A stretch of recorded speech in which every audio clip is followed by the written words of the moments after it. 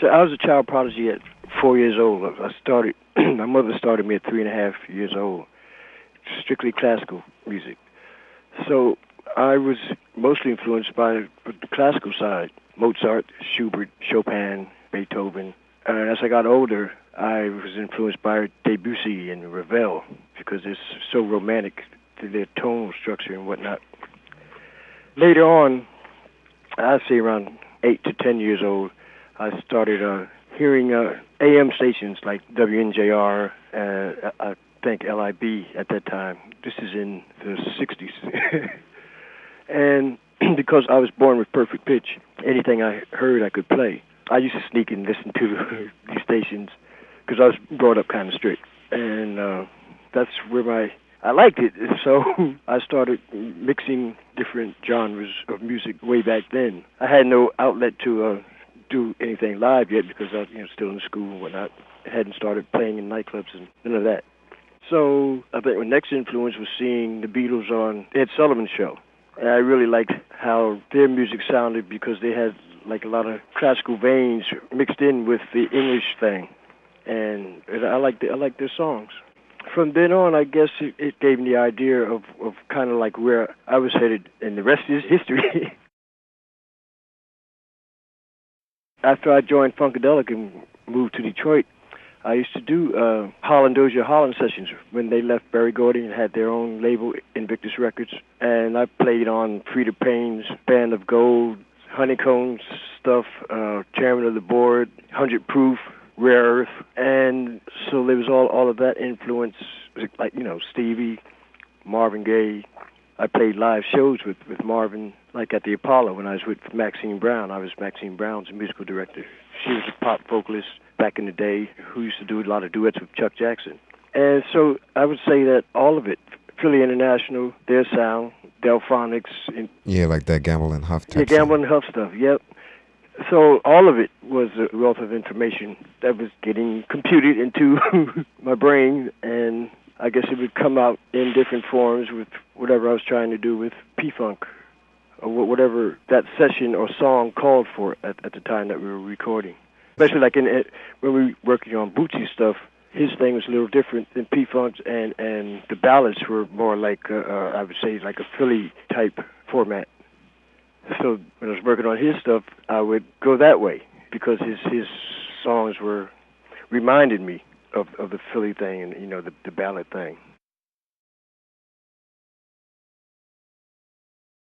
Well, I'm in agreement with you. I just think that the way that we had to go to get the message out to the people during live concerts was the medium to get all this that was in us out to the masses, being as a lot of stuff they wouldn't play on the radio. Therefore, the live medium was a way to get this social consciousness and messages out to the people, which is like missing today, in my opinion, because of all the machinery. And for me, I miss it because it's too sterile. What's going on now? I know that they're going back or have gone back. Some stations have gone back to the old format. A lot of people are saying like real music, which is kind of true because it's people playing real instruments and playing live instead of the machines playing the music. The college stations are our only salvation, as I see, because the same problem that you're talking about, we still have today. And I don't know how to solve that one because it's set up.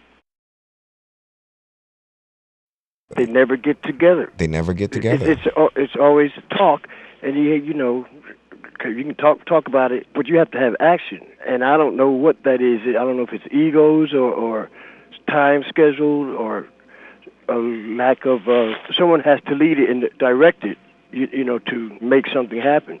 Thank God for Sun Ra and that organizational, way that he did things. So that needs to be taught, I think, so people's mindsets can be, so they can gear to that. It's very few people that think that way, evidently, because, people, I don't know if it's jealousy or insecurity, people just won't get together. And it's a shame. There's a need for a station to pop up on a commercial level saying, look, we're going to play the music. Right. Because people want to be uplifted.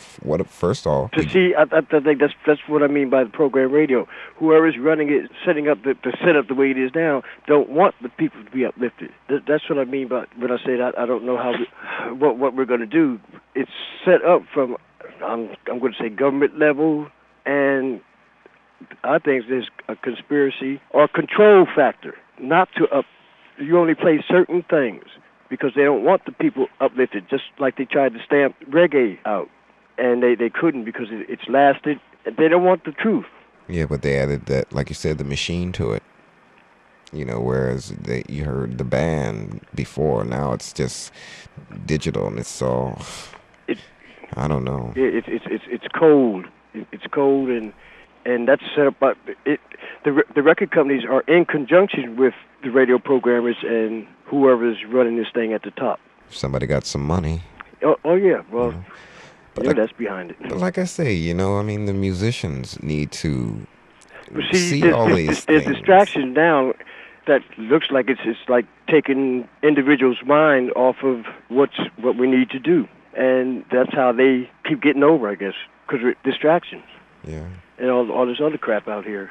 And the fact that, I guess, since we've been separated for so long, knowing the idea of sticking together or everyone's forgotten divide and conquer, that's how, again, they're winning. Separate each other. Yeah.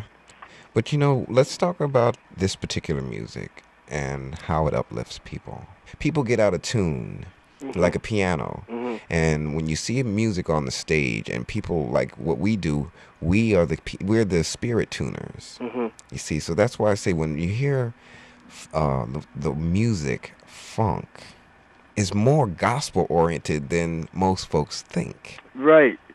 I noticed that with Fingers. I didn't know that, when I first laid down the basic stuff of Fingers, which Van Romain, the drummer, he brought the song, the basics, and then I just built on it.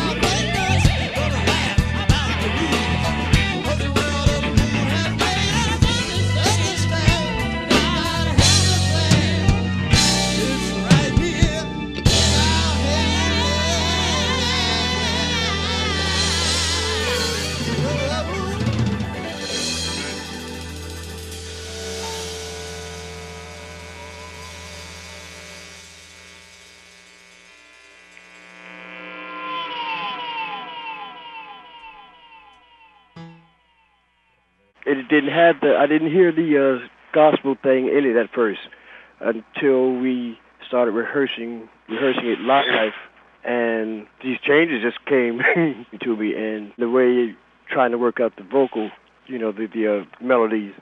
When we listened to it, and it was just strange because I'm just like agreeing with what you said, that it is really more gospel than people think or realize. And I just realized that myself because I never really thought of it that way.